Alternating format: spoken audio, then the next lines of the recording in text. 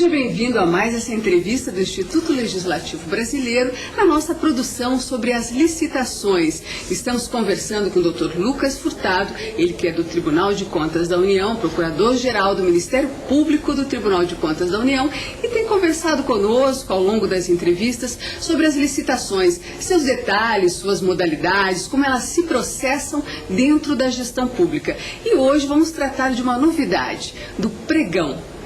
Doutor Lucas, olá. Olá, tudo bem? O que é que o pregão tem de novo? Por que ele vem como uma modalidade nova e vem para facilitar o que na vida dos gestores públicos? Bem, é um prazer hoje podermos conversar sobre essa nova modalidade de licitação, é uma inovação dentro do nosso sistema de licitações e de contratações, que é o pregão. O que é o pregão? O pregão é uma nova modalidade de licitação. Isso significa dizer que é um novo procedimento que vai ser adotado para a contratação de alguns bens e de alguns serviços. Essa nova modalidade pode ser utilizada em algumas situações como uma opção a uma concorrência, tomada de preços e convite.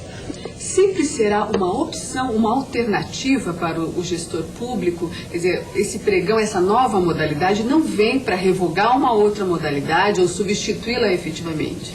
O objetivo da criação dessa nova modalidade foi criar uma opção.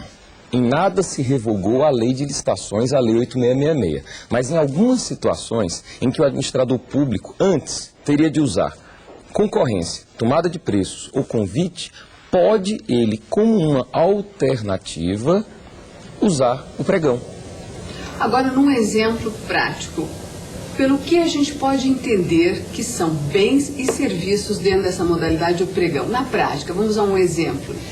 Bem comum, por exemplo, contratação de um material de expediente, caneta, borracha, papel, veículos.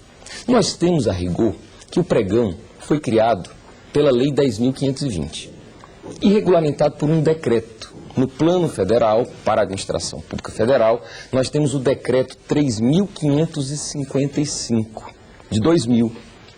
Esse decreto contém um anexo que apresenta uma lista de bens e de serviços. Qual é o critério em relação a essa alternativa para o gestor público? Quando é que o administrador vai resolver? Bom, agora eu uso o pregão ou sempre usarei o pregão na medida em que ele é fácil, ele é mais prático, é mais ágil, como trâmite burocrático, digamos assim? Olha, é uma decisão discricionária, vale dizer, liberdade do administrador público, só que o administrador público deve sempre considerar interesse público em todas as suas decisões, mas existe uma liberdade, sim.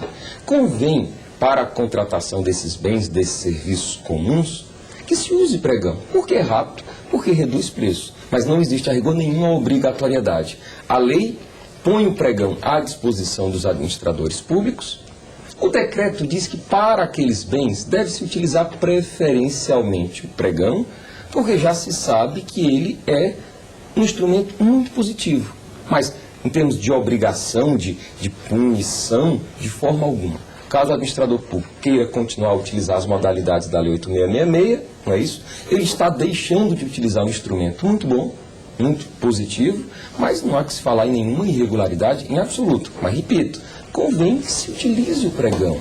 Como uma modalidade nova, como essa alternativa legal é recente, os administradores públicos ainda não dominam o dispositivo legal, tampouco o procedimento. Quer dizer, há aí uma tendência de que com o tempo os gestores vão despertar para essa nova modalidade? Nesse ponto é muito interessante a iniciativa do ILB de nós estarmos aqui conversando sobre o pregão. Que é fato que a maioria dos estados e a quase totalidade dos municípios do Brasil não tem utilizado o pregão porque não conhece. A lei é de 2002, então é uma lei relativamente recente. O que convém é divulgar o pregão. Os servidores da administração pública já estão acostumados a trabalhar com as modalidades da Lei 8666 há mais de 10 anos. Então, convém treinar seu pessoal, designar servidores para fazerem cursos de pregão, eles que vão ser considerados os pregoeiros, não é isso? Os responsáveis pela condução do pregão, e utilizar sem medo. Claro, existe uma inércia natural de que, como é optativo, não, eu vou continuar a fazer o que eu sempre fiz. Convém treinar o pessoal experimentar essa nova modalidade de licitação e verificar que ela produz excelentes resultados para a administração pública. É possível a gente trazer aí uma relação, assim, um elenco de vantagens, essas facilidades que o pregão traz hoje como modalidade para a administração pública? É possível a gente fazer uma relação do que seria essencialmente de caráter mais prático em relação ao pregão? Quais são as vantagens? 1, rapidez, né? Celeridade do processo. 2, nós temos aqui redução de preços. Como nós temos a combinação de propostas por escrito e lances verbais, isso reduz preço. Então, o que eu tenho aqui? Um procedimento rápido, 8 dias úteis, vou ter uma sessão pública, ao final dessa sessão pública eu já vou ter um procedimento encerrado. Por quê? Encerrada a fase de lances verbais, o pregoeiro toma apenas um licitante vencedor. Quem é o licitante vencedor após os lances verbais? E ainda na sessão pública, o pregoeiro vai verificar se esse licitante, apenas ele, tão somente ele, atende às exigências de qualificação. Capacidade jurídica, regularidade fiscal, não é isso? Qualificação econômico-financeira, capacidade técnica. Se ele atender, ele, licitante, o pregoeiro já adjudica, vale dizer, já atribui a ele o objeto daquele pregão, o que foi licitado, a contratação de veículos, não é isso? A contratação daquele serviço de manutenção, daquele serviço de conservação, e encaminha já o processo à autoridade superior, hierarquicamente superior a ele, para que essa autoridade simplesmente homologue o procedimento licitatório. Procedimento, a prática do pregão. Quem se habilita, como acontece? Acontece tudo no mesmo dia, numa mesma hora, numa mesma reunião pública? Como é que é isso? Quem é o vencedor e como se anuncia o vencedor? O que vai acontecer? É publicado o edital, a lei e o decreto definem como que se faz a divulgação desse edital, em função do valor do pregão, que, repito, pode ser utilizado o pregão independentemente do valor do contrato. No pregão, o valor interfere apenas na forma de divulgação do pregão. Para contratos altos, é preciso publicar em jornal de grande circulação de âmbito nacional, em diário oficial, divulgação pela internet. Então, é feita a divulgação do pregão e no prazo de pelo menos 8 dias úteis, fixado nesse próprio edital do pregão, é marcada a data de uma sessão pública. Nessa sessão pública, o pregoeiro, o servidor designado para conduzir o pregão, vai, numa fase inicial, credenciar os licitantes interessados. Feito o credenciamento, verificado se os licitantes têm poderes para apresentar propostas, ele abre a sessão pública. Aberta a sessão pública, num primeiro momento, o que ele vai fazer? Ele vai classificar os licitantes. Então, o que nós temos aqui? Uma inversão de fases. Definida essa primeira classificação, ele parte para uma segunda etapa, ainda dentro da classificação, em que ele vai convocar os licitantes que tiverem, em primeiro lugar, apresentado proposta não superior a 10% em relação à proposta classificada até aqui, em primeiro lugar. Se não houver pelo menos 3 nessa condição, ou seja, pelo menos 3 licitantes com propostas com diferença não superior a 10%, o pregoeiro convoca pelo menos 3 dos licitantes, não é isso? Para a fase seguinte, que é a fase de lances verbais. Eis aqui a rigor uma primeira grande inovação do pregão.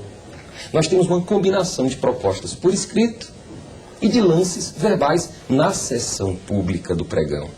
Então, o pregoeiro fixa a melhor proposta e convoca em seguida esses licitantes, observando esses critérios de pelo menos 3 licitantes, ou de tantos quantos tenham apresentado proposta com diferença não superior a 10%, para apresentação de lances verbais. Até um recurso, que é um direito também previsto pelo pregão, como o senhor está explicando, ele, ainda que seja um outro procedimento, um procedimento comum na concorrência e nas outras modalidades, ainda assim é célere, é rápido? A questão do recurso é apresentada nesses termos. Deve o recurso ser interposto ao final da sessão, ou seja, antes de encerrar a sessão, o licitante que tenha interesse, que não tenha concordado com alguma decisão do pregoeiro, recorre e verbalmente apresenta sucintamente as razões do recurso. E ele dispõe de um prazo de 3 dias úteis para encaminhar as razões, ou seja, uma fundamentação por escrito de por que ele recorreu. Abre-se um contraditório, não é isso? Entre os interessados no recurso, e deve ser decidido o mais rapidamente possível esse recurso como condição para a celebração do contrato. Mas temos um procedimento extremamente célere.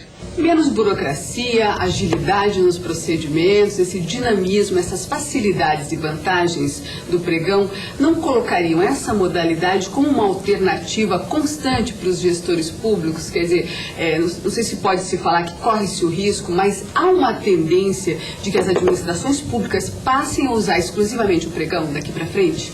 O TCU tem recebido algumas representações de licitantes que questionam exatamente esse aspecto, que aqueles da administração pública federal que têm utilizado o pregão têm visto nele um instrumento tão bom que às vezes passam a utilizar em situações em que não poderiam utilizar.